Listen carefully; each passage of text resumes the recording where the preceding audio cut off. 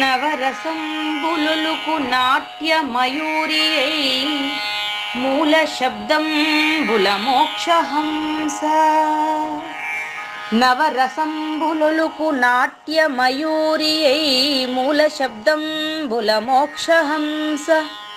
పరమ పవిత్రమౌ పరమాత్మ గీతయే నేడు నాట్యంబాడుచుండెగనుమా. పరమ పవిత్రమో పరమాత్మ గీతయే నేడు నాట్యంబాడుచుండెగనుమ.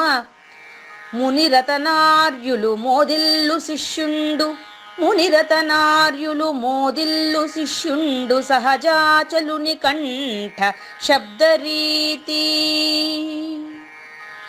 అజ్ఞానతిమిరంబులంతంబుజేయ అనాదిబోధను వినుము ఆర్యులార.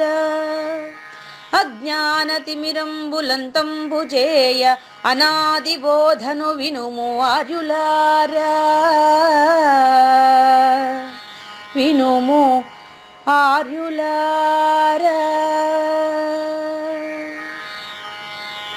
తెలిపే జ్ఞానేశ్వరుల్ గీతన్ దివ్యరీతి. తెలిపే జ్ఞానేశ్వరుల్ గీతన్ దివ్యరీతి. ఆణిముత్యమీ గ్రంథము అచలులార. ఆణిముత్యమీ గ్రంథము అచలులార. ఆదరించిరి గీతను అచల ఋషులు గురుని వాక్కుగా గ్రహించి గురుతుగనుడు. ఆదరించిరి గీతను అచల ఋషులు గురుని వాక్కుగా గ్రహించి గురుతుగనుడు. హరి ఓం. శ్రీ గురుభ్యో నమః. ఓం నమో భగవతే వాసుదేవాయ. ఓం నమో నారాయణాయ. ఓం నమః శివాయ.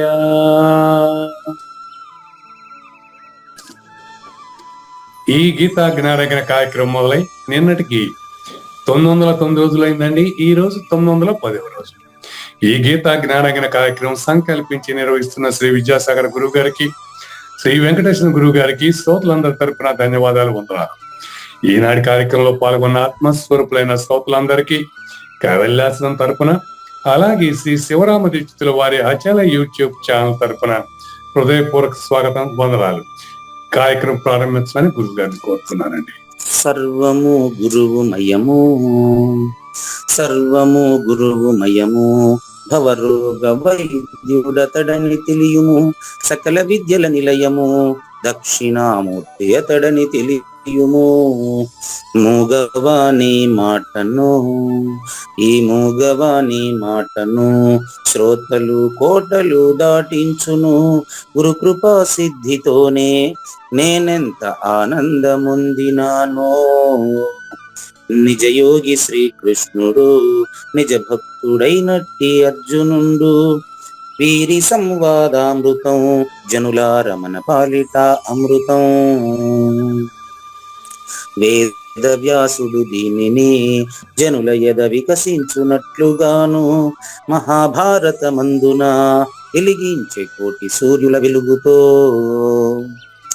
నిత్య సత్య శాశ్వతమైన పరిపూర్ణంలో లేఖనే జరుగుతున్నట్లుగా మనకు తెలియబడుతున్న పవిత్రమైన శ్రీమద్ భగవద్గీత జ్ఞానేశ్వర్య జ్ఞానయజ్ఞంలో 910వ రోజు 2023 ఆగస్టు 30వ తేదీన మనకు 15వ అధ్యాయంలో అచల పరిపూర్ణ సూచన జరిగేటువంటి సమయంలో ఒకసారి అయినా మనం పూర్తిగా వినాలి అనేటటువంటి, పూర్తిగా విన్న తర్వాతనే దీన్ని కామెంట్ చేయాలనే సందేశాన్ని ఇచ్చేటువంటి శ్రీకృష్ణ దేశికేంద్రుల 10వ కంద పద్యంతో శ్రోతలందరికీ సాదర స్వాగత సుమాంజలి. శ్రీ గురుభ్యో నమః. శ్రీమద్భాగవత కృష్ణదేశిక ప్రభులు రచించిన 292 కందార్థ దరువులు సంపూర్ణంగా జ్ఞానయజ్ఞంలో రోజుకొకటి చొప్పున వ్యాఖ్యానించబడిన విషయం శ్రోతలకు విదితమే.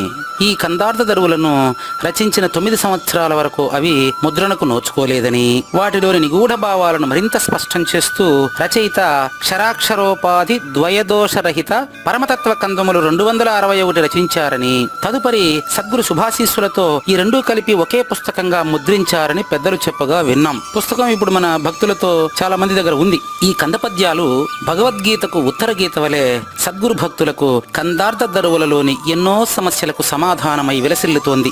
ఎంతో ఉపయోగకరమైనటువంటి ఈ కందపద్యాలను రోజుకు ఒక్కొక్కటి చొప్పున వివరించాలని అడిగిన ప్రత్యక్ష శ్రోతల కోరిక మేరకు జ్ఞానయజ్ఞంలో శ్రీకృష్ణ పరమాత్మ సందేశానికి ముందే ప్రతిరోజు కృష్ణ ప్రభువుల దర్శనం మహద్భాగ్యంగా భావిస్తూ ముందుకు వెళదామా?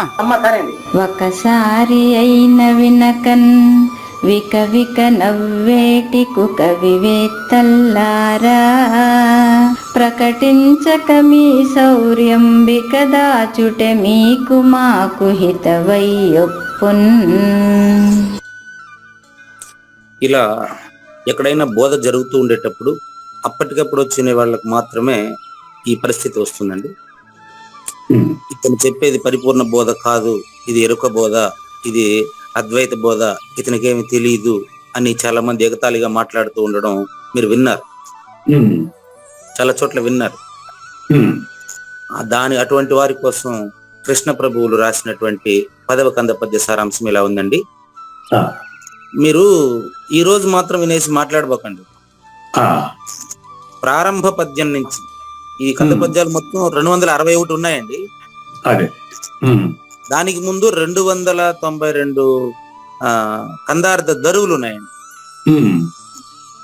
ఇవి పూర్తిగా వినండి, ఇవి పూర్తిగా వినండి. తర్వాత మాట్లాడేదానికి మీరున్నారేమో చూసుకోండి.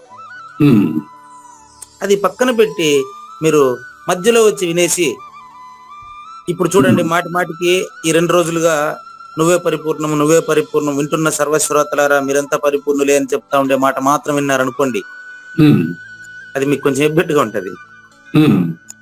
అదే మొదటి రోజు నుంచి వింటా ఉండే కావూరి నాగేశ్వర ప్రసాద్ గారి అనుభూతి వేరే ఉంటది. అది మిగతా వాళ్ళకి రమ్మంటే, ఈ రోజు మాత్రం వచ్చి వినే వాళ్ళకి రమ్మంటే రాదు.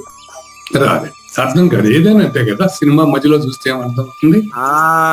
మంచి ఎగ్జాంపుల్, సినిమా మధ్యలో వచ్చేసి ఈ సినిమా బాగలేదంటే దాంట్లో స్టోరీ ఏంటి, అసలు ఏ కాన్సెప్ట్ తో ఈ సినిమా తీశారు అనేది మెయిన్. కృష్ణప్రభువులు ఏదో చెప్తారు, ఈ పుస్తకం పరిపూర్ణం కాదండి, ఈ పుస్తకానికి ఎందుకు ఇంత ప్రచారం వచ్చింది, ఇంతమంది నోట్లో ఈ పుస్తకంలో ఉండే పద్యాలు ఎందుకు నానుకున్నాయి, ఒకసారి ఆలోచించండి. అది చెప్తా ఉండేది.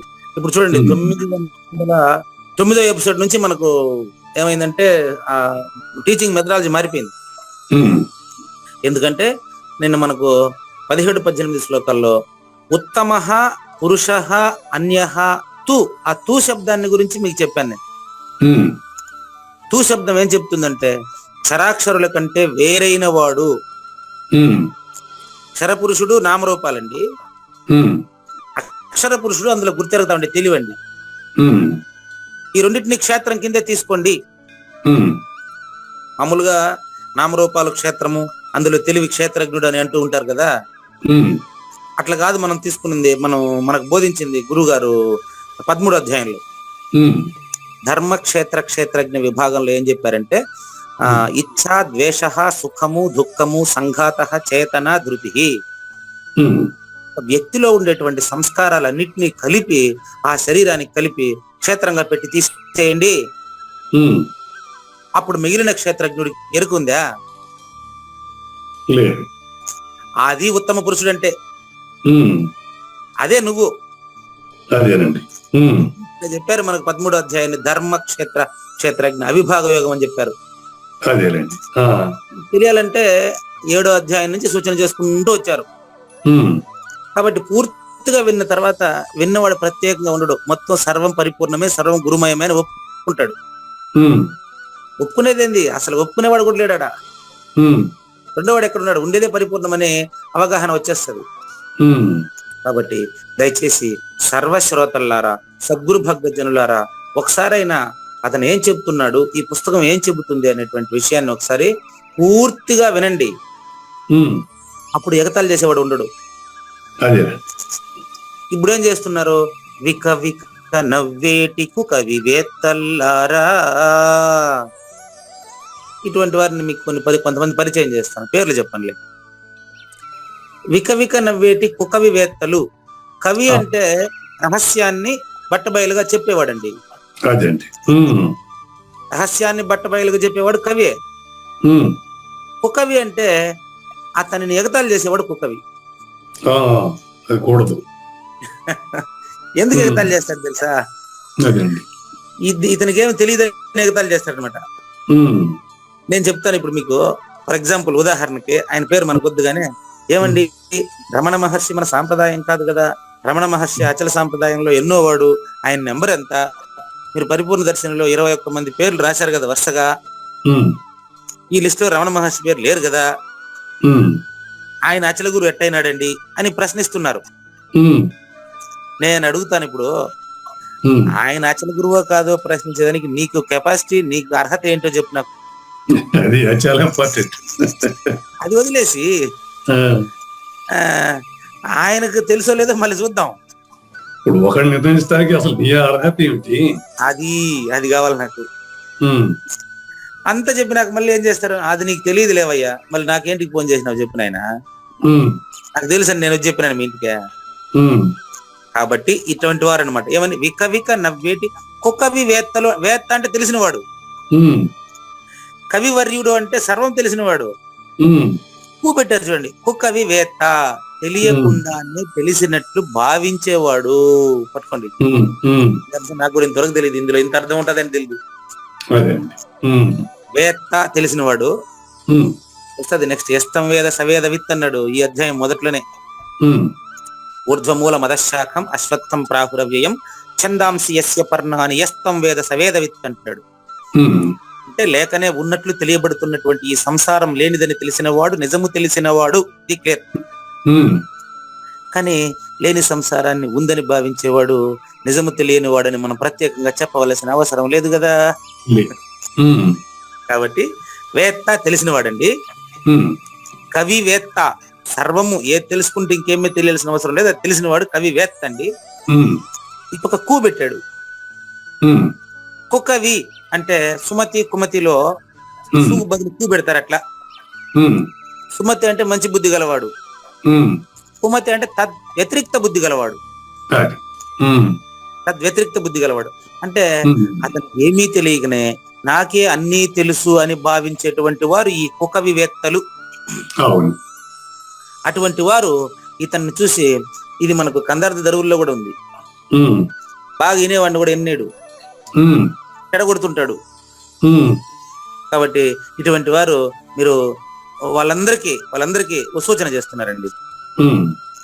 ప్రకటించక మీ శౌర్యము, మీ ధైర్యం మాకు అర్థమైంది కానీ, మీరు దేన్ని చూసుకొని మిడిసిపడుతున్నారో మాకు అర్థమైంది కానీ, నాయన ఇంకా మీరు కాసేపు పుస్తకం పూర్తయ్యేంత వరకు, బోధ కంప్లీట్ అయ్యేంత వరకు మీ శౌర్యాన్ని అంటే మీ అబద్ధపు గుర్తుని, మీ డాంబికాన్ని, మీ పటాటోపాన్ని, మీ యొక్క అడ్వర్టైజ్మెంట్ ని, మీ యొక్క అదేంటి ప్రదర్శనను ఆపితే మేలు. ప్రకటించక మీ శౌర్యము ఇక దాచుటే. కాస్త గోప్యంగా చివరి దాకా ఇంటే మళ్ళీ ప్రశ్నించేవాడు ఉండడు అక్కడ, సమాధానం పడిపోతాడు తనే. అప్పుడు మీ దగ్గర సమాధానమే ఉంటుంది, ప్రశ్నించేవాడే ఉండడు. ఇంకా ఎవరు అడిగినా మీ దగ్గర సమాధానం వస్తుంది, ఎందుకంటే ప్రశ్నించేవాడి దగ్గర ఉంటుంది సమాధానం. అదే అండి. బాగా గమనించండి. ఇక్కడ ఇప్పుడు మీరు ప్రశ్నిస్తున్నారండి, తర్వాత మీరే సమాధాన స్వరూపం అయిపోయారు అనుకోండి. ఇప్పుడు ఇంకోటి తప్పన్నప్పుడు నాలో సమాధానం ఉండాలి. ఇంకొకళ్ళు అక్కడ ఎట్ట మీరు మాట్లాడేది ఇంకొకటి తప్పన్నాడు అనుకోండి, విమర్శిస్తున్నాను అనుకోండి, నేను నాకు నా దగ్గర కరెక్ట్ అయిన సమాధానం ఉండాలి. Very good, very good. అంతేనండి. అది తెలియకుండా విమర్శించకూడదు. అప్పుడు అతను చెప్పలేడు, అది మనం చెప్పేది ఒప్పుకోడు. అంతేనండి. అటువంటి వారే కుక వివేత్తలు. అటువంటి వారు మీ యొక్క అబద్ధపు శౌర్యాన్ని అబద్ధపు శౌర్యం అంటే తెలియకనే తెలిసినట్లు నటించుట, ఉమ్, తెలియకనే తెలిసినట్లు భావించుట. ఉమ్, ఈ తెలియకనే తెలిసినట్లు భావించే వాళ్ళంతా మీ శౌర్యాన్ని ఇక్కడ దాచిపెడితే నాయన మీకు మాకు ఇద్దరికి కూడా మంచిది. ఎందుకంటే ఇద్దరం పరిపూర్ణులే, ఉమ్, నువ్వు కూడా పరిపూర్ణుడే. కాకపోతే అది తెలుసుకోవాల్సిన బాధ్యత ఎవరిది వాళ్ళదే. అదే. ప్రకటించక మీ శౌర్యం ఇక దాచుట మీకు మాకు హిత. మన ఇద్దరికి ఒకరే అండి గురువు, ఉమ్, మన ఇద్దరికి ఒకరే గురువు. ఉమ్, ఆయన ఎప్పుడు రెండో వాడు కాలే. కాల. ఉదాహరణ నిన్న చెప్పినాను మీకు, 1, 2, 3 వేసుకొని చూడండి. ఉమ్, 1 తర్వాత 2 వేస్తాం కదా, ఉమ్, 2 ఒకట్లు ఉంటాయి. ఉమ్, అందులో ఒకటి అక్షరము, ఒకటి పరిపూర్ణము. ఉమ్, 3లో 3 వేసినా చూడు, ఉమ్, ఆ 3లో కూడా ఉమ్, అక్షరాక్షరములు ఉంటాయి, 3వది పరిపూర్ణం కూడా ఉంటుంది. అడిగిపోయింది, అది. ఆ, ఆ, ఆ. సరిపోయిందే. అంతేనండి, అంతేనండి. ఉమ్, బోధకు అడ్డం చెప్పేవాడు పరిపూర్ణుడే, బోధించేవాడు పరిపూర్ణుడే. అంత పరిపూర్ణమయమైనప్పుడు పరిపూర్ణం కానిదే ఉంటదే. అవును. కానీ అది ఎవరికి వారు స్వయంగా సద్గురు సూచనను అపరోక్షము గావించుకోవాల్సిన బాధ్యత ఎవరికి వారిదే. శ్రద్ధావాన్ లభతే జ్ఞానం, ఉమ్, తర్వాత జ్ఞానం లబ్ధ్వా పరం శాంతి. ఉమ్, ఈ విధంగా ఒకసారైనా పూర్తిగా వినకుండా దయచేసి బోధించే వారిని ఎగతాళి చేయకండి, ఉమ్, మీ శౌర్యాన్ని ప్రకటించకండి.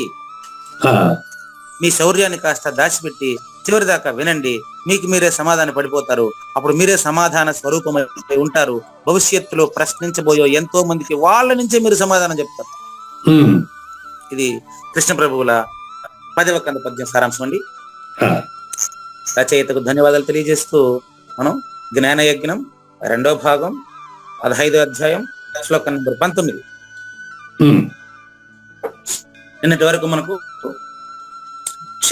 అక్షర పురుషులకు అతీతమైన ఉత్తమ పురుషుని వర్ణన పూర్తయిందండి. ఉమ్, ఉత్తమ పురుష వర్ణన కంప్లీట్ అయిందండి. ఉమ్, ఎట్లా కంప్లీట్ అయిందంటే చూడండి, ఉపాధిహీనము. ఉమ్, ఇదే పెట్టండి, వస్తాను. చూడండి, మీరు పరిపూర్ణుడు అని నేను ముగించడం జరిగిందండి ఉమ్, నిన్న. ఉమ్, మీరు పరిపూర్ణుడు అన్నప్పుడు మీరు అశరీరులండి, ఉమ్, మీరు ఉపాధిహీనులండి, ఉమ్, మీరు నిర్గుణులండి. ఉమ్, నీకు ఏ గుణములు లేవు, నిర్మలాత్మ భద్రద్రాం శతకం. ఉమ్, కాబట్టి అయ్యా మీరు క్షరుడు కాదు, అక్షరుడు కాదు, ఉమ్, మీరు జ్ఞాని కాదు, అజ్ఞాని కాదు, ఉమ్, మీరు జ్ఞానాతీతులే. ప్రతి మానవుడికి ఈ అర్హత ఉందండి. ఉమ్, ఆ విషయం నెక్స్ట్ శ్లోకంలో చెప్పబోతున్నారు. ఉమ్, ఏకమేవ అద్వితీయమునగు నేనే మీరు. ఉమ్, ఏకమేవ అద్వితీయమగు నేను అంటే పరిపూర్ణం అండి. ఉమ్, ఇక్కడ ఏకమేవ అద్వితీయమగు నేను అనే దాన్ని మీకు ఎక్స్ప్లెయిన్ చేస్తాను, నేను టైం లేదు కాబట్టి. ఉమ్, చూడండి, 1, 2, 3 వేసుకోండి వరుసగా. ఓకే. ఏకమేవ అద్వితీయ. ఓకే. ఉమ్, 1, 2, 3 కిందికి వేశారు కదా. ఉమ్, ఈ 1 ఏకం, ఉమ్, ఫస్ట్ పర్సన్, అవునండి. పరిపూర్ణము. పరిపూర్ణము ఇప్పుడే మేడం సున్న పెట్టే అవసరం లేదు మనకు. బాగా చూసుకోండి. అంతేనండి. పరిపూర్ణం. ఓకే. 1 పరిపూర్ణం. ఆ, చూడండి, 2 ఉంది చూడండి. ఆ, ఆ 2లో 2 ఉన్నాయి కదా. ఆ, అందులో 1 పరిపూర్ణము, 1 లేకనే తోచిన లేనెరుక. పరిపూర్ణం ఎరుక. ఓకే. అంటే అది లేకనే తోచిన లేనెరుక అంటే అది లేనిదే కదా. అవునండి. అప్పుడు కూడా అక్కడ పరిపూర్ణం ఉంది కదా. పైన ఉండే 1 అడిగిపోయింది. అవును. అంతే. మారకుండా ఉండే నేను 2లో అట్టే ఉంది. ఆ 2 కదా వేసిండేది మీరు. అంతేనండి.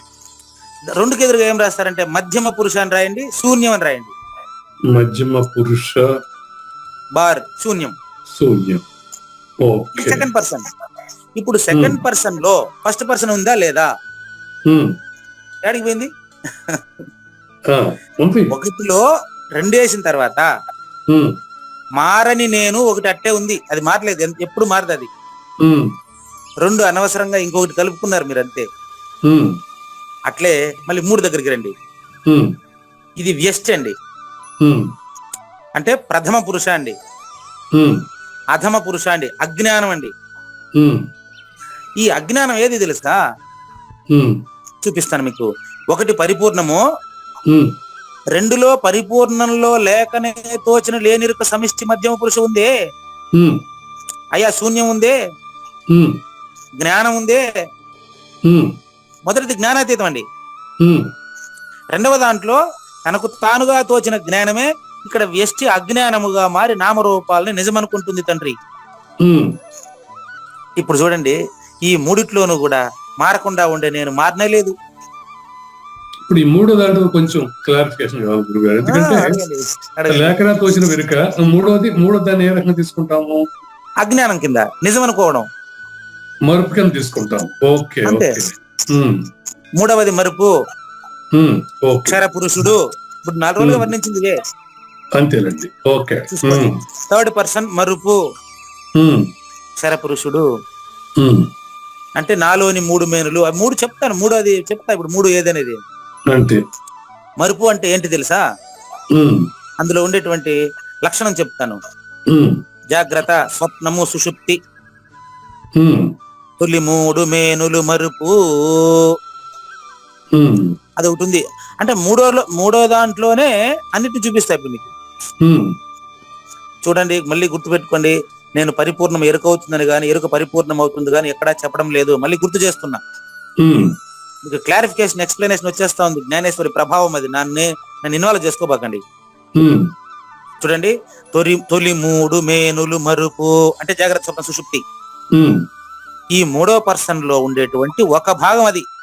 ఉమ్, నెక్స్ట్ అట్లే దాంట్లోనే చూడండి, మళ్ళీ ఎక్కడ అజ్ఞానంలోనే చూడండి మళ్ళీ కావాలంటే.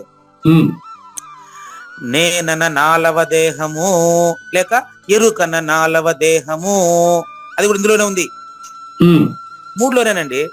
ఉమ్, అవును. 1 మరుపు, ఆ, 2 ఎరుక. ఆ, తొలి 3 మేనులు మరుపు, ఎరుకన 4వ దేహము. ఈ 2 దీంట్లోనే ఉంది. అవును. 3లో 2 అయింది. ఇప్పుడు ఉమ్, ఇంకొకటి మొదట ఉండే ఒకటి కూడా దీంట్లోనే ఉంది. అదేం తెలుసా? పరిపూర్ణం. అది ఎక్కడికి పోయింది? ఇప్పుడు ఇక్కడ పాయింట్ ఎరికే లేనప్పుడు ఇంకా మరుపు ఎక్కడ క్వశ్చన్ ఏముంది గురువు గారు? అందుకనే ఈ చూసిన 2 ఎరికే లేదే ఇంకా మరుపు ఎక్కడిది? అందుకనే ఈ 2 అబద్ధము, నువ్వే పరిపూర్ణుడు అని చెప్తా ఉండేది. ఉమ్, నువ్వు చెప్పిన మాట ఇప్పుడు నేను చెప్పింది. అంతేలేండి, అంతే. ఎరికే లేదు, తోచేది ఇంకేమి. ఉమ్, ఎరికే లేదు, తోచేది ఇంకేమి. ఇక్కడ 1, 2, 3 ఈ 3టిని కలిపితే మరుపు అంటామండి. అవును. 4వదే ఎరుకండి. ఉమ్, 4వ నెంబర్లో పెట్టిన ఎరుకండి. ఉమ్, ఇప్పుడు మీరు చెప్పిన మాట తీసుకునేస్తా. ఎరుకే లేదు, ఇక మరుపుని కొత్తగా ఏడంది మరుపు. ఎరుకు లేనప్పుడే మరుపు లేదు. అవును. నేను లేనప్పుడు నువ్వు లేవు కదా, అంతే కదా గురువు గారు. మన ఇద్దరు లేనప్పుడు అదే చెప్పేది. ఒకరు సమిష్టి, ఒకరు సమిష్టి జ్ఞానంతో మాట్లాడుతున్నాను నేను. వ్యష్టి అంటే సమిష్టి జ్ఞానంతో మాట్లాడే ఆయన గురువు అంటున్నారు. వ్యష్టి జ్ఞానంతో మాట్లాడే మరుపులో ఉండే ఆయన్ని శిష్యుడు అంటున్నారు. అది శిష్యుడిని 25లోకి తీసుకొని పోయి 26ను చూపిస్తే ఈ 2 లేనిది అయిపోలేదనండి. అవును, అవును. ఇంతేనండి. ఇది ఏకమేవా, ఉన్న ఒక్కటే. అద్వితీయము అంటే రెండవది లేని నేను. ఇప్పుడు 2, 3 అబద్ధాలు అయిపోయినాయి లేదా? అవును. ఇప్పుడు 1 2లోనూ ఉంది, 3లోనూ ఉంది. కానీ 2, 3 అబద్ధాలు. 1 ఎప్పుడు మారదు. కాబట్టి 1 తర్వాత తోచిందంతా అబద్ధమే. అందుకనే మీకు ఇట్లా మీకు ప్రతిక్షేపణ చేసి చెప్తే బాగా అర్థమవుతుందని చెప్పాను. అందువలన వేదములు చూసుకోండి, అది తెలిసిన వాడు మళ్ళీ అది కూడా వదిలేదు లేదు. ఇంకా మళ్ళీ పరిపూర్ణము అని వదలను నేను. నువ్వు పరిపూర్ణుడని అంతవరకు వదిలేదు లేదు. ఇందువలన వేదములు మరియు లోకులు నన్ను పురుషోత్తముడు. ఎవరు పురుషోత్తముడు? ఇది తెలిసినోడంతా పురుషోత్తముడే. అంతమంది ఉండారా? నో, ఒకడే. అంతమంది లేదు పురుషోత్తములు, ఒకడే. ఆయన రామకృష్ణ పరమహంసగా వచ్చి చెప్పొచ్చు, రమణ మహర్షిగా వచ్చి చెప్పొచ్చు. ఆయన ఈయన వేరని చూస్తే అది దాన్ని భేద దృష్టి అంటారు, అది మరుపు అంటారు. లేదంటే అంతా ఒకటే అంటే ఎరుక అంటారు. ఆయన నీకంటే వేరుగా చూస్తున్నా, అప్పుడు కూడా అది పరిపూర్ణం కాదు. నాకు దక్షిణామూర్తికి తేడా ఎక్కడుంది? అదే పరిపూర్ణ స్థితి. కరెక్ట్. అంటే ఇప్పుడు జ్ఞానాలన్నీ కూడా దక్షిణామూర్తిలోంచి వచ్చినాయి. అంటే ఈ మనం డిఫరెంట్ డిఫరెంట్ వ్యక్తులు చెప్పొచ్చు, ఒక రకం ఇది అని చెప్పినా కూడా ఫైనల్ గా వచ్చేది దక్షిణామూర్తి నుంచే. ఫైనల్ గా వచ్చేది కాదు, అది వచ్చినాక ఇవన్నీ పోతాయి. అది తెలిసిన తర్వాత ఇవన్నీ లేదు. ఆ, అది తెలిసిన తర్వాత ఇవన్నీ లేదు. అదేలేండి. అదే అన్నమాట. ఇప్పుడు ఉన్న పరిపూర్ణంలో లేనెరుక లేదని తెలియడానికే పుస్తకాలంతా. ఆ, అందుకని ఈ పుస్తకాల్లో మరి ఏం తెలియబడింది, ఏం తెలియజేస్తున్నారనే విషయాన్ని మనకు కన్క్లూడ్ చేసి, ఎవరైతే ఈ ఇంత స్పష్టంగా చెప్పిన పరిపూర్ణతను ఎవరు తెలుసుకోగలరు, ఉమ్, దీనికి ఏమైనా అర్హత ఏంటి ఉమ్, అనేది 910 10వ రోజు శ్లోకం నెంబర్ 19 ఉమ్, టోటల్ భగవద్గీత సారాంశం కంప్లీట్ గా 2 శ్లోకాలకు ముగిస్తారండి. అదేనండి. ఉమ్, దీనికి ఒక ప్రత్యేకత ఉందండి. ఇప్పుడు 2 శ్లోకాలకి ఉమ్, ఇన్నిసార్లు అధ్యాయం కన్క్లూజన్ అయ్యేటప్పుడు ఎప్పుడు కూడా ధృతరాష్ట్రుడు తన కొడుకు గురించి అడిగేవాడు. ఉమ్, అధ్యాయం పూర్తయిందంటే ఉమ్, ఇదంతా పక్కన పెట్టు, నా కొడుకు విజయం సాధించడం లేదని అడిగేవాడు. ఉమ్, ఈ అధ్యాయంలో మాత్రం జ్ఞానేశ్వరుడు పెట్టలేదని. ఉమ్, ఎందుకంటే ఇది అల్టిమేట్ సందేశం కాబట్టి. ఉమ్, అంటే ధృతరాష్ట్రుడికి కూడా ఇదే అవసరం ఉమ్. అనే విషయాన్ని తెలియజేస్తారు. చూడండి కానివ్వండి. శ్రీ భగవాన్ ఉవాచ శ్రీ భగవాన్ ఉవాచ యో మామేవమసమ్మూఢో ఓ మామేవమసమ్మూఢో జానాతి పురుషోత్తమం జానాతి పురుషోత్తమం స సర్వవిద్ భజతి మాం స సర్వవిద్ భజతి మాం సర్వభావేన భారత. సర్వభావేన భారత. ఇప్పుడు ఈ శ్లోకంలో నేను, నన్ను అని చెప్పేది ఫస్ట్ పర్సన్ గురించి. ఉమ్, మళ్ళీ గుర్తు చేస్తాను. 17వ శ్లోకంలో ఎప్పుడైతే ఉత్తమః పురుషః తు అన్యః అన్నారో, ఉమ్, ఎరుక మరుపుల కంటే వేరైనా, అంతటా నిండి నిబిడీకృతమై ఉన్న అచల పరిపూర్ణమైన నన్ను గురించి, సద్గురువు గురించి, దక్షిణామూర్తి గురించి మాత్రమే ఇందులో చెప్తున్నారు. ఆ, దాన్ని తెలుసుకునేవారు ఎవరు, దానికి అర్హత ఎవరికి అనే విషయాన్ని ఇక్కడ తెలియజేయబోతున్నారు. ఉమ్, ఈ పదాల్లో ఉండే లాజిక్, మ్యాజిక్ ఒక్కసారి గమనించండి. ఉమ్, భారత అనేటువంటి సంబోధనలో ఏం తెలియజేస్తుందంటే, ఉమ్, భారత అంటే తనకు సంబంధించిన అచల పరిపూర్ణ జ్ఞానంతో రమిస్తున్నవాడు భారతీయుడు. ఉమ్, తాను అచల పరిపూర్ణుడేనని తెలిసి ఉమ్, రెండవదే లేనిదని. ఉమ్, first person, second person, third person అంటే ఉమ్, సెకండ్ పర్సన్ లో 2 ఒకట్లు ఉన్నాయి. ఆ, ఒకటి పరిపూర్ణం, ఒకటి శూన్యము. ఉమ్, థర్డ్ పర్సన్ లో 3 ఒకట్లు ఉన్నాయి. ఉమ్, లేకతో వచ్చిన శూన్యము, శూన్యము యొక్క సర్వము, ఈ 2 కాకుండా పరిపూర్ణం. ఆ ఒకటి 3వ దాంట్లో లేకుండా అడిగిపోయింది. ఉందండి. ఉమ్, కాబట్టి మీరు ఎంత దూరం పోయినప్పటికీ ఫస్ట్ పర్సన్ మారని నేను అపరోక్షము చేసుకోవడం కోసం నేను ఈ సమీకరణం చెప్పానంతే. ఉమ్, మారని నేనును స్పష్టంగా తెలుసుకునేంత వరకు జనన మరణాలు తప్పవు. ఉమ్, గమనించండి. దీన్ని తెలుసుకోవడానికి ఎవరికి అర్హత? ఉమ్, భారత అంటే ఓ కావూరు నాగేశ్వర ప్రసాద్ గారు, ఉమ్, ఊరికే కాదు, ఉమ్, కావూరి నాగేశ్వర ప్రసాద్ అనబడే నేను పరిపూర్ణుడే. అనవసరంగా ఇన్నాళ్ళు ఎరుక మరుపుల్లో కొట్టుమిట్టాడాను. ఉమ్, కావూరి నాగేశ్వర ప్రసాద్ అనబడే నేను పరిపూర్ణుడేనని మీరు అపరోక్షము చెందినట్లు బోధక్రమం. అంతేనండి. ఉమ్. మీరేం అంటే చెప్పారు? ఇప్పుడు ఇలా తీసుకుందాం, నేను భగవాన్ స్వరూపుడిని కాకపోతే నేను గుర్తించట్లేదు అనేది ఇక్కడ అలా తీసుకోవచ్చా? అది మీ ఇష్టం, కానీ బోధక్రమం ఇంతే. అది అంతేనండి, అంతే. తీసుకోవచ్చు, పర్వాలేదండి. అంతే, అదే అదే వరుస అంటే. అంతేనండి. ఉమ్, భారత అంటే ఓ కావూరి నాగేశ్వర ప్రసాద్ గారు, ఉమ్, మీకు చెప్పిన ఈ పరిపూర్ణ ప్రబోధ, ఉమ్, ఇక్కడ యో అనేటువంటి పదంతో మొదలు పెట్టారండి. ఉమ్, అనే దానికి అర్థం బాగా గుర్తుపెట్టుకోండి. ఎవరైతే అని కాదు. ఉమ్, ఇంతవరకు భగవద్గీతలో వచ్చిన ఈ అక్షరానికి ఎన్నో సార్లు ఎవరైతే అని చెప్పాను. ఉమ్, ఇక్కడ అది కాదు, ఆ, ఎవరైనా అని అర్థం. ఎంత తేడా చూసుకోండి. అంతేనండి. ఎవరైనా. ఉమ్, ఎవరైతే అంటే వాడికి ఒకరే అని వస్తుంది. ఉమ్, కానీ ఎవరైనా అంటే ఎవరైనా కావచ్చు. ఇప్పుడు చెప్పండి. ఇప్పుడు పరిపూర్ణ ప్రబోధ నాకు ఒక్కడికేనా, మీకు ఒక్కడికేనా, అందరికీనా? అందరికి. ఇది నేను మీకు కృష్ణ పరమాత్మ శ్రీకృష్ణ దేశికేంద్రుల తులనాత్మక పరిశీలనలో మొట్టమొదటి వేసిన ప్రశ్న ఇదే పీఠికలో. ఉమ్, పరిపూర్ణ బోధ అందరిదీనా కొందరిదేనా అని ప్రశ్నించాను. ఉమ్, అందరిదీనా కొందరిదేనా చూడండి. మాది శివరామ దీక్ష సిద్ధాంతం, మీది ఇంకొక సిద్ధాంతం అంటే ఆ తీర కథ. అప్పుడు రెండు వచ్చేసింది, అడిగి ద్వైతం వచ్చేసింది. అవును. అందుకనే ఈ మాట అప్పుడే ప్రశ్నించున్నా నేను. పరిపూర్ణ దర్శనికి ముందే విడుదలైంది ఆ పుస్తకం. ఇప్పుడు అది రాంగ్. ఎందుకంటే ఇప్పుడు శ్రీకృష్ణ పరమాత్మని ఇది ఈయన శివరామ దిష్టితులు కాదు, పరిపూర్ణుడు కాదంటే అది అర్థం లేని విషయం. శ్రీకృష్ణ పరమాత్మ అర్థం లేని ప్రశ్న కదా. ఆ? అందుకని మళ్ళీ గుర్తు చేస్తున్నా, ప్రారంభంలోనే నువ్వు శివరామ దీక్షితుల్ని తగ్గిస్తున్నావు, శ్రీకృష్ణుడికి క్రేజీ పెంచుతున్నావు. నేను ఎవడండి దానికి? ఉమ్, మీరు నా మీద పడ్డారు స్వామి, నాకేం పని? అదే నా పని ఉమ్, కాదండి. విమర్శించే నువ్వు పరిపూర్ణుడని చెప్తున్నానయ్యా. ఉమ్, నన్ను విమర్శించే నువ్వు పరిపూర్ణుడే ఆయన, ఉమ్, అనుమానమే లేదు. ఉమ్, నువ్వు కాదనుకుంటే కూడా నువ్వే పరిపూర్ణుడు, అది నేను ఒప్పుకునే ప్రశ్నే లేదు. ఉమ్, అది నిరూపణ జరిగిపోయింది 15వ అధ్యాయంలో. ఉమ్, అందుకని ఇక్కడ కావూరు నాగేశ్వర ప్రసాద్ గారు ఎవరైతే ఇది రహస్యం అని చెప్పలే, ఉమ్, ఎవరైనా తీర కథ. ఉమ్, అసమ్మూఢ అంటే ఎరుక రహితుడు. ఉమ్, ఈ పదాలకి మీకు పుస్తకాల్లో దొరకదు అర్థాలు. ఉమ్, అవునండి. అసమ్మూఢ అంటే ఎరుక రహితుడు, ఎరుక వీడిన వాడు, ఎరుక మీరిన వాడు, సద్గురు సూచన అయిన వాడు అని అర్థం. ఉమ్, అసమ్మూఢ ఎరుక మీరినటువంటి వాడు. మాం అంటే పరిపూర్ణుడైన నన్ను, ఉమ్, ఒరిజినల్ నేనును. ఉమ్, ఏవం పురుషోత్తమం. ఉమ్, ఇప్పుడు పై రెండు శ్లోకాల్లో ఎక్స్ప్లెయిన్ చేసినట్టుగా ఇలా పురుషోత్తమునిగా. ఉమ్, పురుషోత్తమునిగా అంటే ఫస్ట్ పర్సన్ అపరోక్షం చెందినవాడు.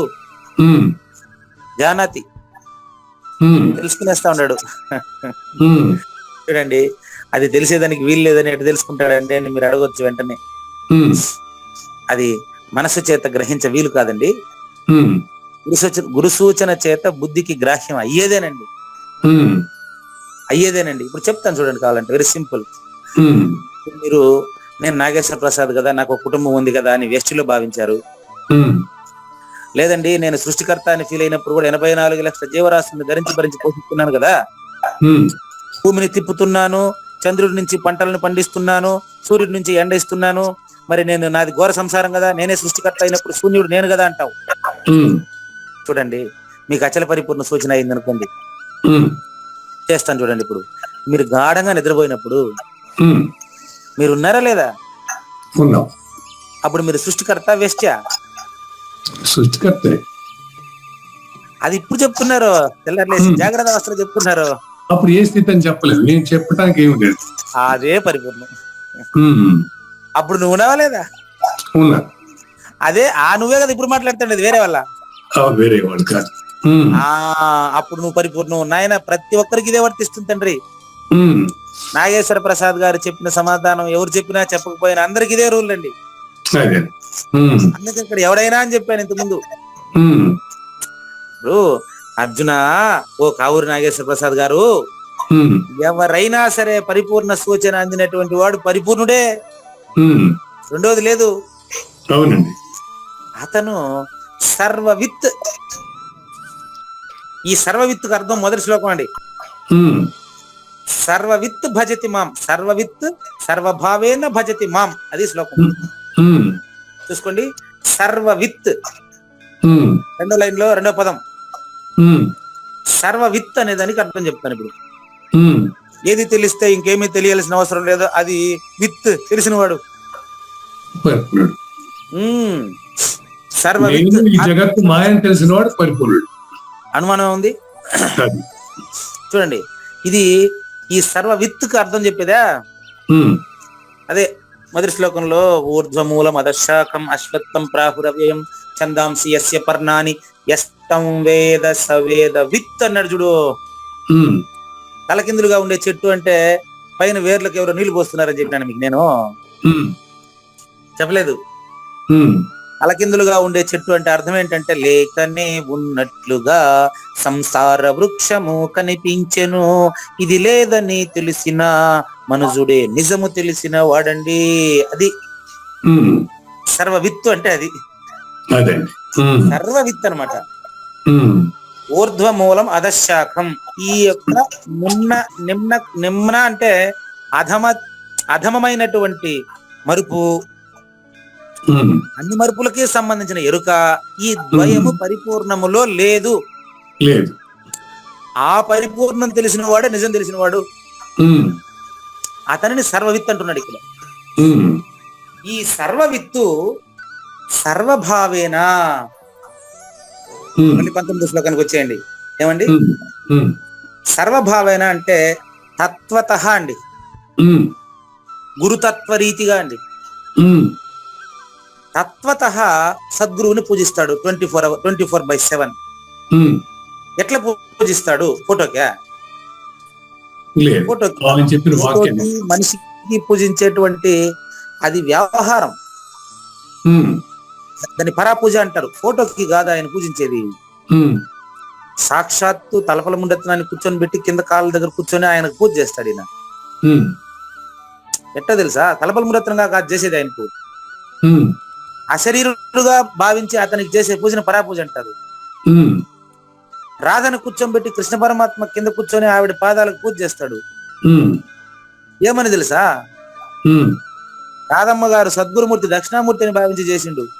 ఉమ్, అట్లా అది లెక్క. ఉమ్, కుచేలుని కూర్చోబెట్టి చేస్తాడు కృష్ణ పరమాత్మ. ఉమ్, కుచేలుని స్నేహితుడని కాదు, స్నేహితుడు 2 వస్తాయట. ఉమ్, స్నేహితుడని కాదు, ఉమ్, అచల పరిపూర్ణ సద్గురుమూర్తిని కూర్చొని కుచేలుని కూర్చోబెట్టి పూజ చేస్తాడు ఆయన. అది వ్యవహారం. ఉమ్, కానీ అక్కడ కుచేలుడు శ్రీకృష్ణుడు ఇద్దరు లేరు. ఉమ్, అక్కడ వాళ్ళిద్దరికి ఉన్నటువంటి భావం అక్కడ ప్రవర్తిల్లుతా ఉండేది. సాందీపని ఇద్దరికి గురువు సాందీపుడే. ఉమ్, అట్లా సాందీపుడు దక్షిణామూర్తి తత్వం అది. ఉమ్, ఆ విషయాన్ని ఇదే శ్లోకంలో మీకు ఎక్స్ప్లెయిన్ చేస్తారు. ఉమ్, కాబట్టి ఎవరైతే ఉన్నది ఉన్నట్లు తెలుసుకునేస్తున్నాడో అతను మామూలు జ్ఞాని కాదండి. ఉమ్, సర్వభావేన సర్వ విజ్ఞాని.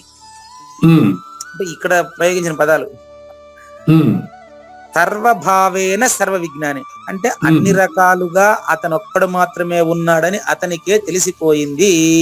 ఉమ్, ఏమిటండి ఇంత క్లారిటీగా ఉంది చూడండి. ఉమ్, అతను మాం భజతి, ఉమ్, ఒరిజినల్ నేను మాత్రమే తెలిసి ఉన్నవాడు, మిగతా 2 మర్చిపోయినవాడు. ఉమ్, అంటే మరుపుకే మరుపు గాని ఎరుకకే మరుపు గాని ఉన్నదానికి మరుపు లేదు, ఎరుక లేదు. అవును. ఉన్న పరిపూర్ణం ఉన్నట్లు మిగిలింది అనడం కాదు అది. చాలా మంది అంటూ ఉంటారు పూర్ణ.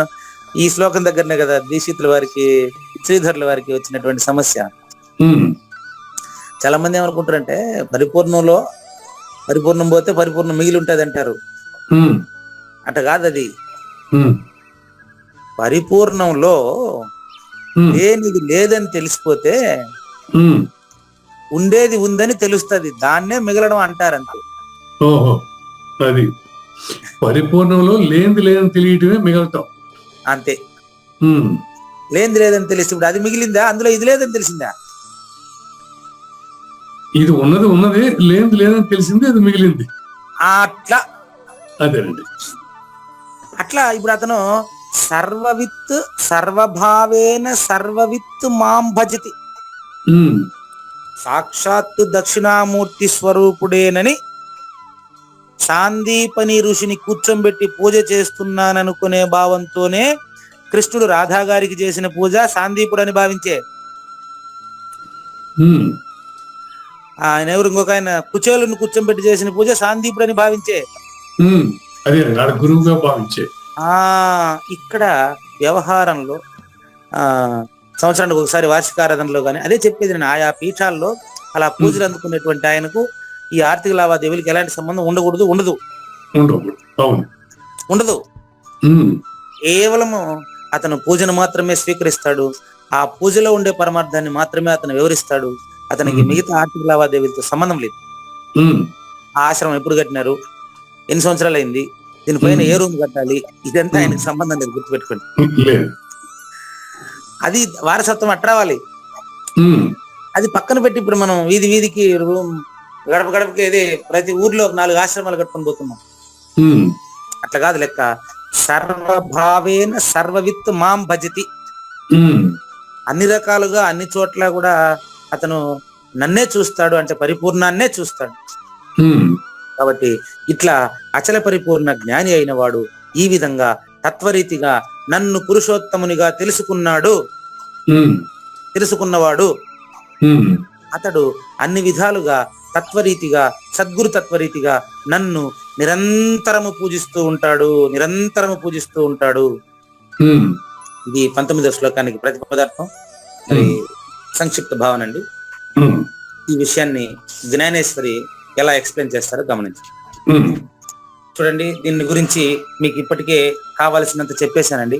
ఉమ్, ఆ ఊరు నాగేశ్వర ప్రసాద్ గారు. ఇక్కడ కొన్ని పాయింట్లు చెప్తాను, వరుసగా గుర్తుపెట్టుకోండి. ఉమ్, నంబర్ 1, ఎవరిలో అయితే ఈ అచల పరిపూర్ణ జ్ఞానం అపరోక్షం అయిపోయిందో, ఉమ్, ఎవరైతే నన్ను పురుషోత్తమునిగా తెలుసుకునేశారో, ఉమ్, 2 పాయింట్లు అయింది.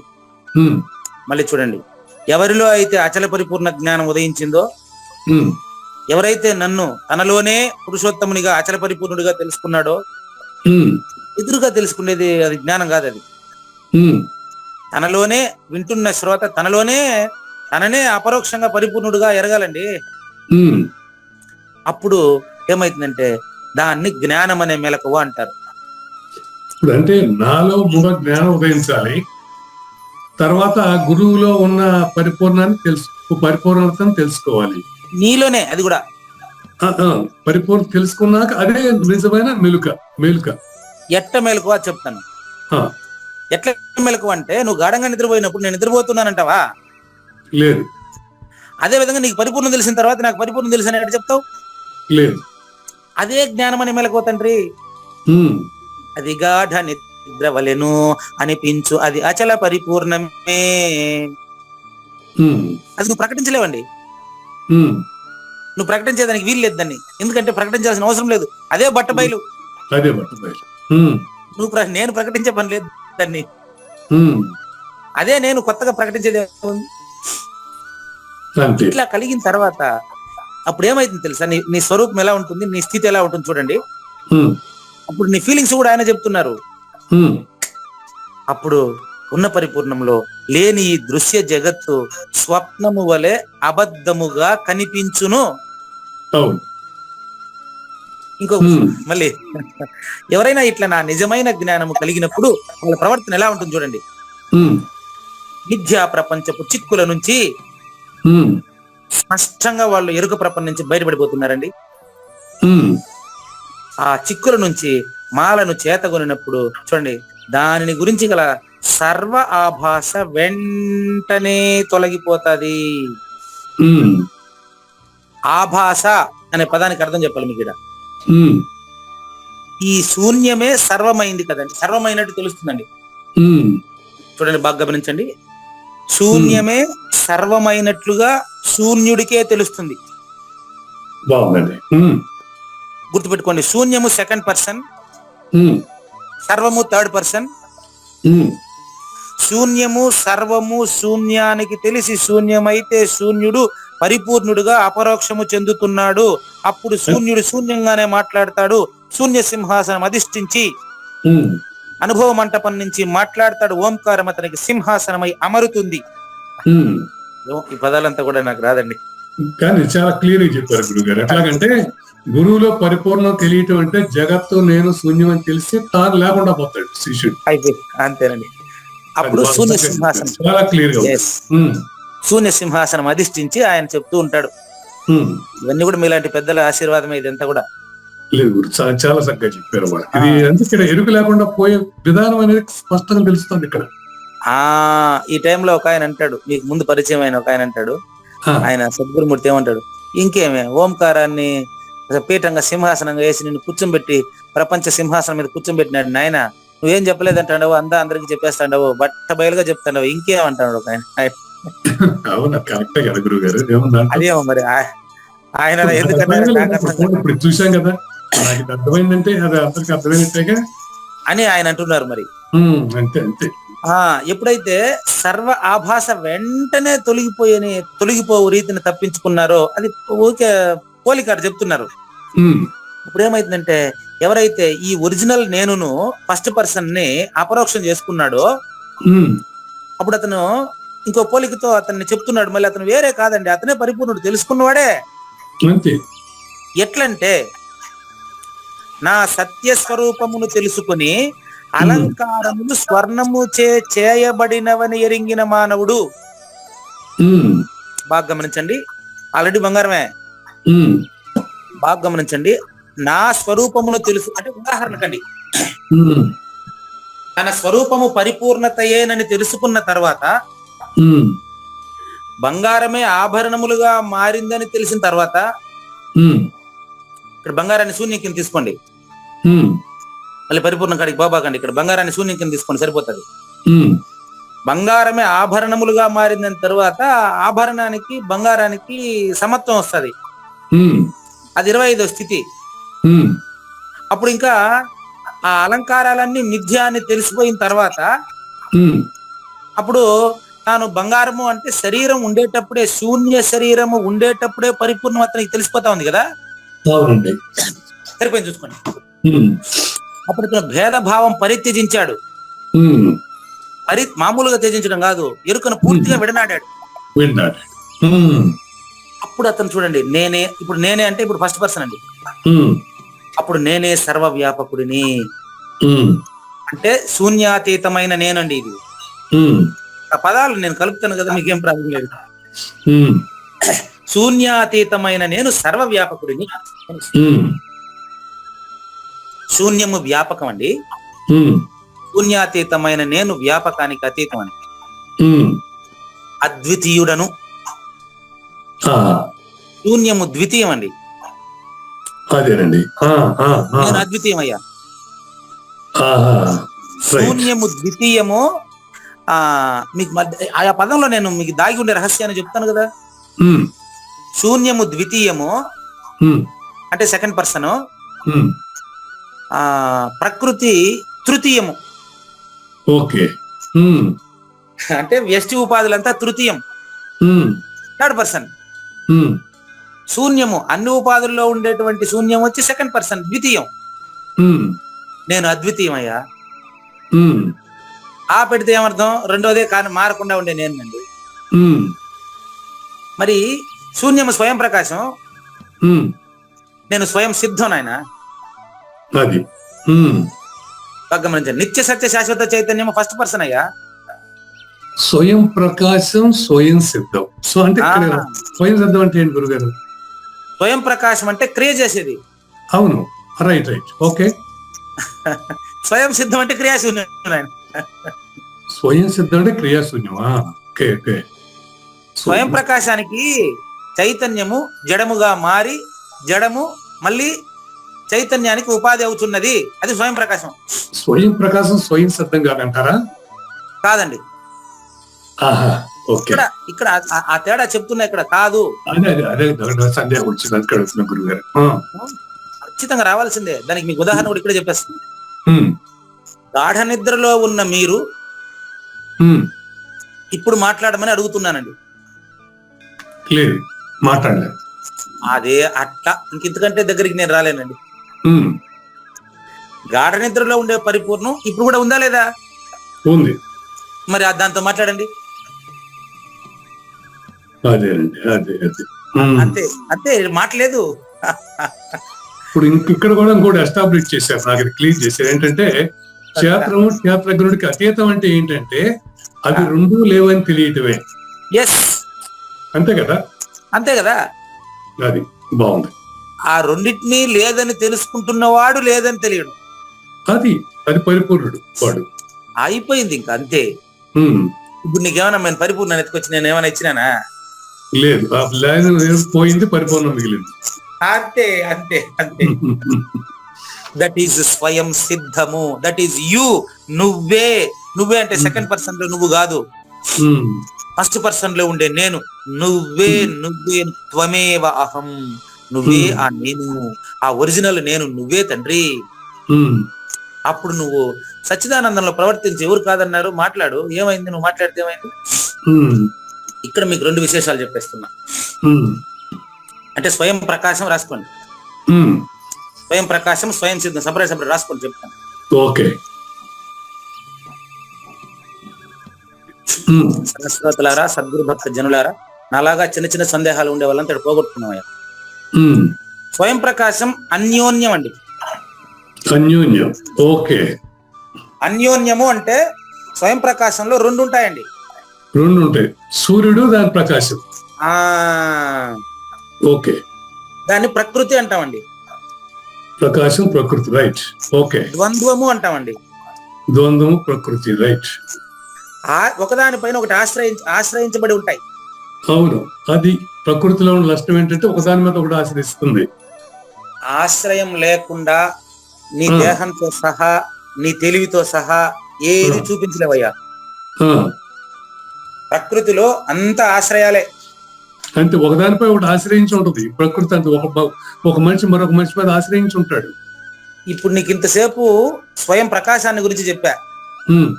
దాని కింద స్వయం సిద్ధం రాసుకోండి. ఈ 19వ శ్లోకంలో చెప్పింది ఇది స్వయం సిద్ధం. ఓకే. అది అనన్యము రాసుకోండి. అనన్యం. రైట్. అనన్యము. అది అన్యోన్యము అంటే ద్వంద్వం. ద్వంద్వం. అన్యోన్యం, ద్వంద్వం. అన్యోన్యం, ద్వంద్వం. అనన్యం పరిపూర్ణం. అనన్యం. ఓకే. పరిపూర్ణం. అది ఎట్టా చెప్తాను. ఇది అర్థం కావడం కష్టమే. కొంచెం కష్టమేనా? ఎందుకంటే ఇది ఆత్మ కింద వస్తుంది నాకైతే. అనన్యం అంటే రెండు ఆత్మస్వరూపుడు అన్నట్టు. ఓకే. యద్భావం తద్భావతి. అందుకని నేను చెప్పేదాకా ఆగినారంటే మీకు వస్తుంది.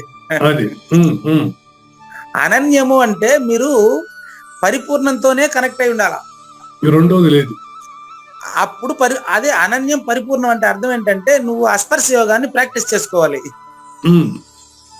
ఎట్లా? గురువాక్యంతో. పొద్దున నిద్ర లేచితే శుద్ధులు అదేదో రాస్తాడు కందార్థం కృష్ణ ప్రభువులు. లేచేటప్పుడు మీరు ఈ పరిపూర్ణుడైనటువంటి దక్షిణామూర్తినే తలుసుకొని నిద్రలేయాలి. అంటే గురువాక్యం నేను వేరు కాదు, ఒకటే. సద్గురు మీలోనే ఉండేటట్లుగా మనకు గురువు అదే చెప్పేది. మీకు గురువు ద్వారా ఉపదేశం పొందితే ఈజీ అండి ఇది. నాకు చెప్పింది మీకు చెప్తున్నా. గురువు గారు ఏం చెప్తారంటే ఇది నోట్లో చెప్పినంత మాత్రం తెలిసేది కాదండి. అర్ధరాత్రి వరకు మేలుకోబెట్టి అర్ధరాత్రి ఉపదేశం చేసి పౌర్ణమి రోజు ఏం చెప్పారంటే ముందుగా నిద్ర లేచినప్పుడు గాని మళ్ళీ రాత్రి పండుకొని నిద్రపోతావు కదా, నిద్రపోయేటప్పుడు కూడా ఈ మంత్రాల సారాంశాన్నే అంటే వాళ్ళు గురు బ్రహ్మ గురు విష్ణు శ్లోకం చెప్పి పండుకోమంటారు కానీ దాని అర్థం ఇదే. నువ్వు పండుకొని నిద్రపోయేటప్పుడు ఈ గురువాక్య సారాంశాన్ని తలుచుకొని నిద్రపో, లేచేటప్పుడు అట్లే నిద్రలే అంటే ఇంకా రెండు అయిపోతే ఇంక మిగతా అంతే కదా.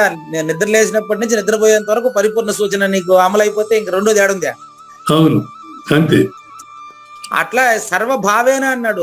అన్ని వేళలా 24 గంటలు కూడా పూర్తిగా ఇదే ఆలోచనలో ఉండేవాడు, అస్పర్శ యోగాన్ని ప్రాక్టీస్ చేస్తున్నవాడు. అంతే. దాని గురించి స్పష్టంగా బోధించేవాడు, చేసేసినవాడు, ప్రాక్టీస్ చేసేసినాడు. ఆయన్ని మనం సద్గురు అంటున్నాం, ఆయనకు మనం పూజ చేస్తాం. నిరంతరం మన మైండ్ లో ఇదే ఉండాలి, జగవంతా మాయా నేను లేను కదా. అవును, అది గురుముఖంగానే జరగాలి. ఒక గురువుకి సాకార సద్గురు కూర్చోబెట్టి పూజ చేస్తేనే వస్తుంది అది వాళ్ళకి. అంతే. అది నిశ్చలమైన భావం కలగాలి, ఏదో శ్మశాన వైరాగ్యం లాగా అటు కాదు. అది అదే చెప్తారు కదా, ఒక రమణ మహర్షి లాంటి వారికి రామకృష్ణ పరమహంస లాంటి వాళ్ళకి అది అట్లే జన్మతః వచ్చేయచ్చు. నాకు తెలియదు కానీ శ్రీకృష్ణ పరమాత్మ సాందీపనికి సాజన్మ సాకార పూజ చేసినట్లుగా ఒక గురువు గారికి సాజన్మ సాకార సద్గురుమూర్తికి పరాపూజ చేసి అతని నుంచి 3 మంత్రాలు తీసుకుని చేసుకుంటే సులభం కదా. ఉన్నారు కదా, ఎందుకు వ్యాపారస్తులను ఆశ్రయిస్తారు? కాబట్టి అనన్యం అంటే పరిపూర్ణం అంటే ఇది ద్వంద్వాతీతం అండి. అంతే. ఇది ద్వంద్వాతీతం అండి. ద్వంద్వాతీతం తీసుకోవాలి అంతే. అది ఆశ్రయము, ఇది నిరాశ్రయం అండి. ద్వంద్వాతీతం అది ద్వంద్వం అదే మనకి ఇది కాదు, ద్వంద్వం లేనిది కాదు, ద్వంద్వాతీతం. మీకు పోలిక చేసి చెప్తున్నా కదా, అది ఆశ్రయము, అన్యోన్యం ప్రకృతి ఆశ్రయము. ఆశ్రయం. అవును. ఇది నిరాశ్రయము. నిత్యతృప్తో నిరాశ్రయ. నాకు భగవద్గీత బాగా ప్రతి రక్తపు బొట్టులోనూ జీర్ణం అయిపోయింది. భగవద్గీత నిత్యతృప్తో నిరాశ్రయ. నిత్యతృప్తుడు పరిపూర్ణుడు అండి. ఏదో కావాలనేవాడు పైన ఉండేవాడు, ఆ స్వయం ప్రకాశుడు ఏదో కావాలవాడు. ఈయనకేం అవసరం లేదు, ఎందుకంటే అంతా ఈడే. అది భావం చూడండి. నిత్యతృప్తుడు వీడు. అసంతృప్తి వికవిక నవ్వుతూ విమర్శించేవాడు వాడు. ఉమ్, వీడికి ఏం రాదు వాడికి ఏం రాదు అని విమర్శించుకుంటూ కూర్చుంటాడు. ఉమ్. కృష్ణ ప్రభు చెప్పినట్టు.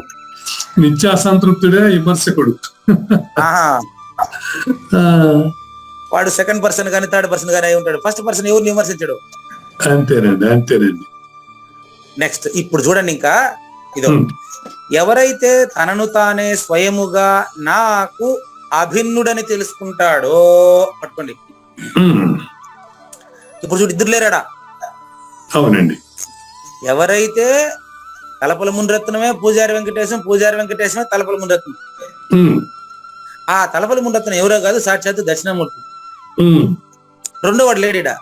లేడు. ఎప్పుడు రెండవదిగా కాలేదు. ఉమ్, ఉమ్, ఎవడు ఇలా నా ఆత్మస్వరూపమును అంటే ఉన్న పరిపూర్ణం ఉన్నట్లుగా గుర్తించేశాడో ఉమ్, అట్టివారు మాత్రమే సమస్తమును తెలుసుకొనేనని ఎరుంగవలెను. ఉమ్, ఇక్కడ మాత్రమే ఎందుకు చెప్పారు తెలుసా? ఉమ్, అందరికి అవకాశం ఉంది.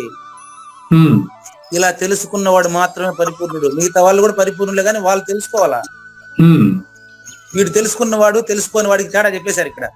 ఉమ్, సద్గురు సూచనను తనలో తెలుసుకుని తాను లేనని తెలుసుకుని తన గురువు పెట్టిన భిక్ష ఇది అని ఎప్పుడైతే వాడు కృతజ్ఞత కలిగి ఉంటాడో ఉమ్, ఆయన గురుమూర్తి. దాన్ని అనన్య భక్తుడే పరిపూర్ణుడు వివశిస్తాడు. ఉమ్, చూసుకోండి. కాబట్టి కావూరు నాగేశ్వర ప్రసాద్ గారు ఇట్టివాడు మాత్రమే నన్ను భజించుటకు అర్హుడగును. ఉమ్. రోజుకి ఎక్కడెక్కడి నుంచో ఫోన్ చేస్తారు, మీరు వచ్చి మమ్మల్ని చూడండి, మాకు ఇచ్చేయండి, మాకు రాసి ఇచ్చేయండి అంటారు. కానీ ఎందుకంటే కాదండి, మళ్ళీ వేరే వాళ్ళు వాళ్ళ గురించి ఫోన్ చేస్తారు పక్కూరు నుంచి. మళ్ళీ వాళ్ళు ఆల్రెడీ తీసుకున్నారంట, మళ్ళీ నా దగ్గర తీసుకోవాలని నాకు ఫోన్ చేసి అడుగుతున్నారు. మేము వచ్చి ఇప్పుడు రాసి ఇచ్చేయాలి వాళ్ళకి. ఏం రాసి ఏం తీసుకునేది. ఇంకో బ్యాచ్ ఏం చేస్తుంది తెలుసా? చూడమ్మా, మీకు మీ గురువు గారు ఇచ్చింది అది బాగలేదు, ఇక్కడ తీసుకుంటే మీకు ఆ లైన్ లో పేరు వస్తుంది మా లిస్ట్. మీరు వచ్చి నా దగ్గర కొత్తగా మళ్ళీ మంత్రం తీసుకోవాలి, ఈడ 10,000 ఖర్చు పెట్టాలి, మళ్ళీ పూజ చేయాలి, మళ్ళీ మా దగ్గర బోధాధికారం తీసుకోవాలని వీళ్ళు పిలుస్తారు కొంతమంది. కిట్టిది కొంతమంది. ఏం జరుగుతుంది? శిష్యుల్ని గురువు దగ్గరికి పిలిచే వాళ్ళు కొంతమంది, గురువుని శిష్యుడి దగ్గరికి పిలిచే వాళ్ళు కొంతమంది. కాబట్టి వీళ్ళంతా ఇద్దరు అనర్హులేనయ్యా. కాబట్టి కావూరు నాగేశ్వర ప్రసాద్ గారు ఈ విధంగా ఎవరైతే రెండవదే లేదని చూశారో అతన్ని నేను పోల్చలేనండి. ఆకాశానికి పోలిక చేసేదానికి రెండో ఆకాశాన్ని యాడ్ తెచ్చేది తేగలనా? రెండో ఆకాశాన్ని తేలంగా అట్లా ఇతనికి పోలిక అతనే ఇంక రెండో వాడు లేడండి. క్షీర సముద్రానికి క్షీర సముద్రమే ఆతిథ్యం ఇవ్వగలుగుతుంది. అమృతం అంటే సావులేదు, అంతేగాని అమృతం వంటి అనే దానికి లేదు. అమృతం అంటే ఏకరసం అంతే. అది బంగారంతో వేరే పోల్చేది, బంగారంతో బంగారమే పోల్చేది. అది కలవడం అనరు దాన్ని. బంగారు ఆభరణాన్ని వచ్చి ఆభరణంలో వచ్చి బంగారు కలిసింది అనరు. ఆ మనిషి పరిపూర్ణుడే. అటువంటి వాడు నా భక్తి ఎప్పుడూ చేయగలడు. చూసుకోండి, నది పోయి సముద్రంలో కలవడం అనకూడదు. నీళ్లు నీళ్ళలో కలిసింది, ఇక్కడ నీళ్లు అక్కడ నీళ్ళే అంతే. ఆ నామం లేదు. ఇప్పుడు గంగా నది సముద్రంలో కలిసినప్పుడు అక్కడ గంగా నది అని గుర్తించలేవు, అంతే. వీడు పరిపూర్ణుడు అయినప్పుడు కూడా వీడు కలిసేది అనరు దాన్ని. కలిసిపోవడం ఇడిపోవడం కాదు, అది నీళ్లు నీళ్లుగా తెలిసింది అంతే. అంతే. ఇట్లా అంటే వీడికి బహుత్వం పోయి ఏకత్వం సంప్రాప్తించింది. పూర్తిగా అలలన్నీ కూడా సముద్రమేనని తెలిసిపోయింది. అప్పుడు అలకి సముద్రానికి అనన్యం అవుతుందండి. సముద్రం తెలిసిపోయింది. ఇట్లా ఎవరైతే ఈ సంబంధం గురువుకి శిష్యునికి ఉండే ఈ గొప్ప సంబంధాన్ని తెలుసుకుంటాడో అతనికి నిరుపమానం, అతనికి ఉపమానం నేను చెప్పలేను. ఇది 19వ శ్లోకం సారాంశం అండి. తర్వాత ఎపిసోడ్ లో 20వ శ్లోకంలో అతిరహస్యమే బట్టబయలు అనే టాపిక్ గురించి తర్వాత ఎపిసోడ్ లో చూద్దాం. లేనిది లేదు లేదు, ఉన్నది లేకపోవుట లేదండి, ఈ గొప్ప మర్మమంతా నీ వలన తేటగా తెలిసెనండి. పురుషోత్తమునిగాను జ్ఞానులు గుర్తించగలరు నన్ను, సర్వజ్ఞులు గనుకనే నిరతము నన్ను పూజింతురండి. శ్రీకృష్ణుని పలుకును సూటిగా తలపల మునిరత్నమే, శ్రీమించిన భావమై సద్గురువు చెప్పకనే చెప్పెను గదా. సద్గురార్పణం. మంగళం అమ్మ కానివ్వండి. జయ మంగళం నిత్య శుభమంగళం, జయతు జయ మంగళం మహోత్సవ మంగళం. జయ మంగళం నిత్య శుభమంగళం, జయతు జయ మంగళం మహోత్సవ మంగళం. శ్రీమించున చలంబు సూచించినటువంటి దక్షిణామూర్తికి దండమిడుతూ, శ్రీమించున చలంబు సూచించినటువంటి దక్షిణామూర్తికి దండమిడుతూ, శ్రీ మహావిష్ణువు సూర్య భగవానుడు యాజ్ఞవల్కి జనక రాజ ఋషికి. జయ మంగళం నిత్య శుభమంగళం, జయతు జయ మంగళం మహోత్సవ మంగళం. అయం వ్యర్థ బాహ్య కోపిన భవతి అనే సుఖయోగి సాంది పరుసుల వరుస. అయం వ్యర్థ బాహ్య కోపిన భవతి అనే సుఖయోగి సాంది పరుసుల వరుస. దీనినే శ్రీకృష్ణ పరమాత్మ వద్దనే ఎరిగరిగిన ఉద్ధవార్జునులకు. జయ మంగళం నిత్య శుభమంగళం, జయతు జయ మంగళం మహోత్సవ మంగళం. శ్రీ అల్లమా ప్రభు బసవేశ్వరుండును బ్రహ్మానంద రామానంద స్వామి. శ్రీ అల్లమా ప్రభు బసవేశ్వరుండును బ్రహ్మానంద రామానంద స్వామి. నవరసాలు లిఖించు నాట్యమయూరిగా గీతను మలచిన జ్ఞానేశ్వరులకు. జయ మంగళం నిత్య శుభమంగళం, జయతు జయ మంగళం మహోత్సవ మంగళం. కబీరు దాసుడు సహజానంద గురుడు రామావధూతయు రాజితముగా. కబీరు దాసుడు సహజానంద గురుడు రామావధూతయు రాజితముగా. అంబికా శివయోగి శ్రీవేమన నిరంజన వెంకయ్య తిరువెంగళార్యులకును. జయ మంగళం నిత్య శుభమంగళం, జయతు జయ మంగళం మహోత్సవ మంగళం. శ్రీ బృహద్వాశిష్ట సిద్ధాంతమును చేసి జనన మరణ భ్రాంతి జడుపు బాపి.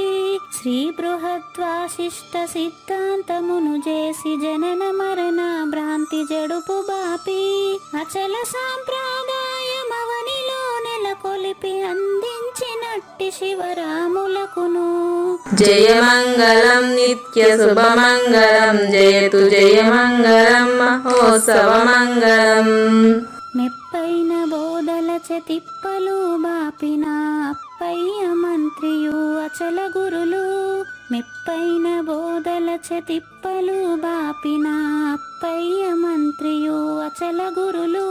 పరశురామ సీతారామ స్వామి ప్రభులు నరసింహయోగి గురువర్యులకును. జయ మంగళం నిత్య శుభమంగళం, జయతు జయ మంగళం మహోత్సవ మంగళం. కంద కందార్థముల నందించి బృందముకు రంది పాపిన కృష్ణ ప్రభువునకును. కంద కందార్థముల నందించి బృందముకు రంది బాపిన కృష్ణ ప్రభువునకును. పలుకులా కందనిది పరబయలు ఇది అని పలికిన ఫీల్కాన లక్ష్మణునకు. జయ మంగళం నిత్య శుభమంగళం, జయతు జయ మంగళం మహోత్సవ మంగళం. ఫీల్కాన లక్ష్మణుల ప్రియ శిష్యవర్యుండు అవధూతయని పేరావనియందు. ఫీల్కాన లక్ష్మణుల ప్రియ శిష్యవర్యుండు అవధూతయని పేరావనియందు. పాఠాలు నేర్పించి పీఠాలు ఏర్పరచి శంఖబాపిన వెంకటేశ్వర అవధూతకు. జయ మంగళం నిత్య శుభమంగళం, జయతు జయ మంగళం మహోత్సవ మంగళం. బట్టబయలున ఎరుక పుట్టనే లేదని బాలాజీ సింగు ఈ కీలు తెలిపే. బట్టబయలున ఎరుక పుట్టనే లేదని బాలాజీ సింగు ఈ కీలు తెలిపే. మూలమూలినట్టి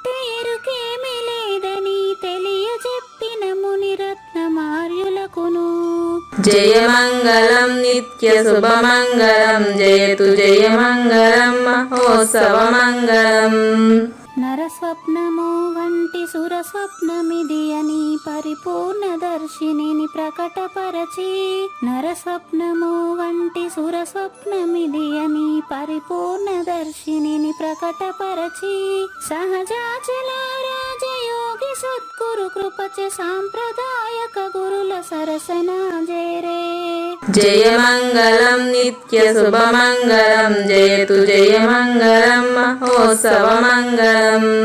నిష్కల్మషానంద నిజ గురుని శిష్యుండు లింగమూర్తి లిపిని పొందుపరచి, నిష్కల్మషానంద నిజ గురుని శిష్యుండు లింగమూర్తి లిపిని పొందుపరచి, కార్వేటి నగరము పురవాసుడైనట్టి పూజారి వెంకటేశునకంకితం బిది. జయమంగళం నిత్య శుభమంగళం జయతు జయమంగళం మహోత్సవమంగళం. జయమంగళం నిత్య శుభమంగళం జయతు జయమంగళం మహోత్సవమంగళం. జై సద్గురు ప్రభు మహారాజ్ కి జై. జై గురుదేవ్ అండి. శ్రోతలందరి తరపున వెంకటేశ్వర గురువు గారు ధన్యవాదాలు చెప్తూ శాంతి మంత్రం. పూర్ణమదః పూర్ణమిదం పూర్ణాత్ పూర్ణముదచ్యతే పూర్ణస్య పూర్ణమాదాయ పూర్ణమేవా అవశిష్యతే. ఓం తత్సత్. ఓం శాంతి శాంతి శాంతి. హరి ఓం. న తద్భాసయతే సూర్యో న శశాంకో న పావకః యద్గత్వా న నివర్తంతే తద్ధామ పరమం మమ.